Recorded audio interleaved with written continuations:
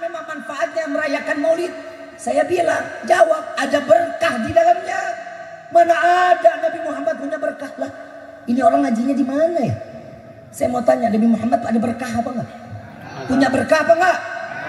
Hadis sahih Khalid ibn al-Walid.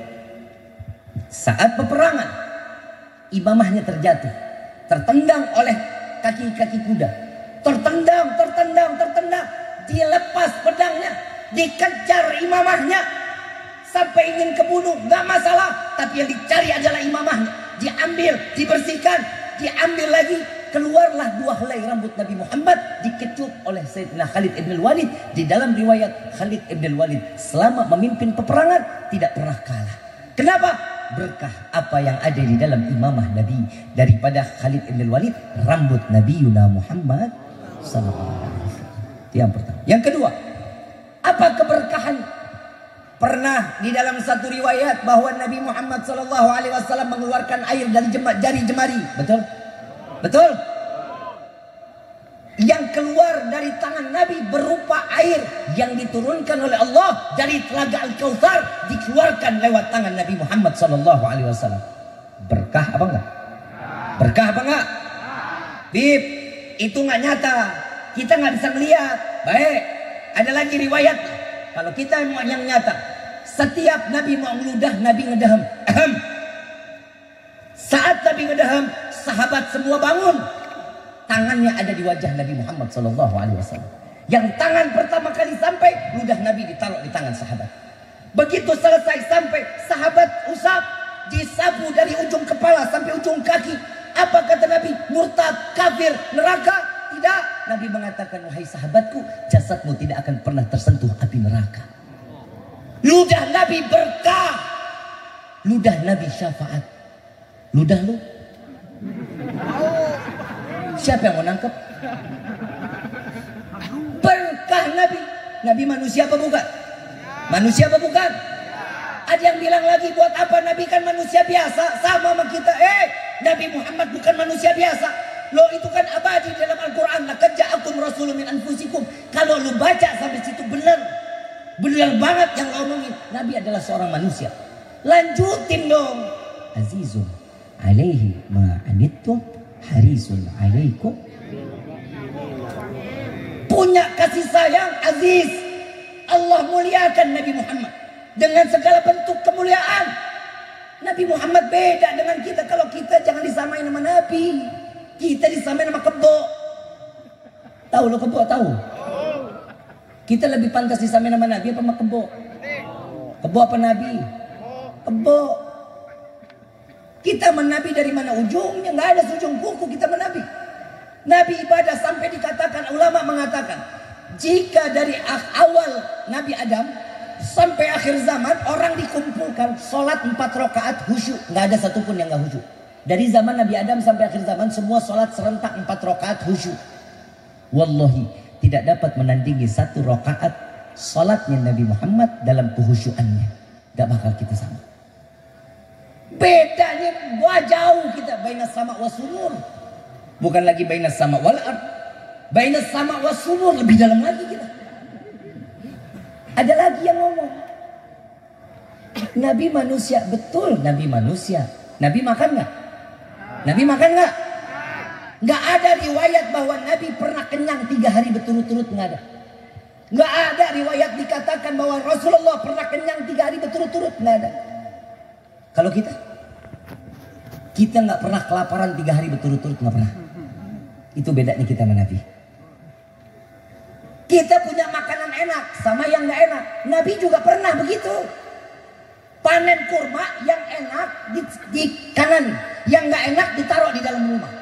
Yang enak dibagi ke semua sahabat, ke tetangga semua, mau yang kafir, mau yang Yahudi, Nasrani, semua dibagi.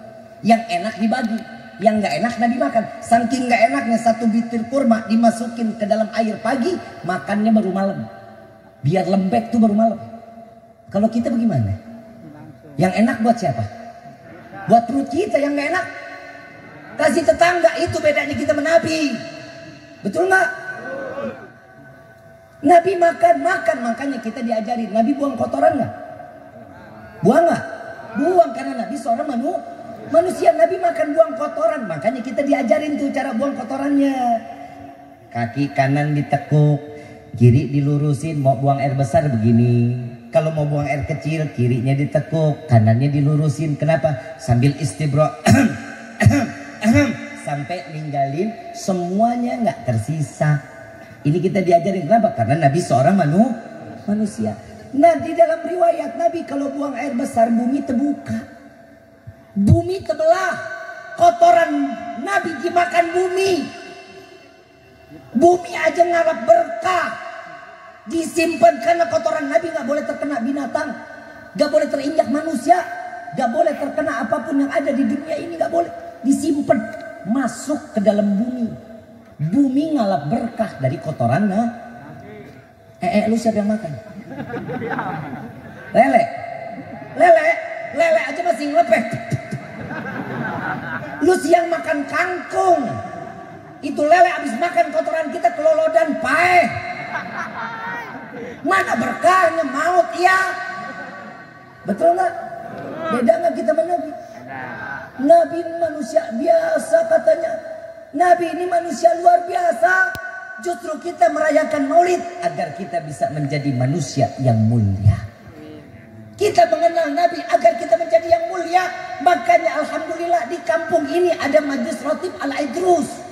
Kenapa? Cara salah satu yang akan mengangkat derajat kita, memperkenalkan zikir kepada Allah, maka Allah akan memandang kita. Saat kita berbanyak bersolawat, maka Allah mengizinkan Nabi untuk menyebut nama kita di dalam solawat setiap kali solawat yang kita kumandangkan.